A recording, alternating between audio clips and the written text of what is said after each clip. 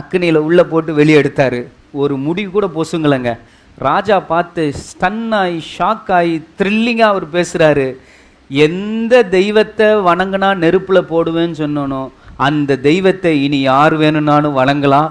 அவர் தான் உயிருள்ள தெய்வம். அந்த தெய்வத்துக்கு விரோதமாக யாராவது பேசினா அவங்கள துண்டித்து விடுவேன், அவங்க வீட்டை எருக்களமாக்கி பொசுக்கி கொளுத்தி விடுவேன். இவங்க 3 பேருக்கு விரோதமாக நீ ஒருத்தனை என்ன பண்ணக்கூடாது, பேசக்கூடாது. இந்த 3 பேரையும் இந்த தேசத்துக்கே நான் பிரதானியாக வைக்கிறேன். ஹல்லேலூயா. இங்கே பாருங்க, ஆண்டவர் நிச்சயம் நன்மை மட்டும்தான் செய்வாருங்க, அவர்கிட்ட தீமை இல்லை. நான் அவரை நம்பி அவரிடத்துல அன்பு கூர்ந்து நீங்கள் வாங்க. ஆனால் முதல் குறிப்பு என்னன்னா, நீங்கள் நினச்ச மாதிரி தேவனிடத்திலிருந்து நீங்கள் எதிர்பார்த்த நன்மை சில சமயம் வராது. அதனால தான் அவங்க 17ஆம் வசனம் எங்களை விடுவிப்பார்னாங்க, 18ஆம் வசனம் விடுவிக்காமல்.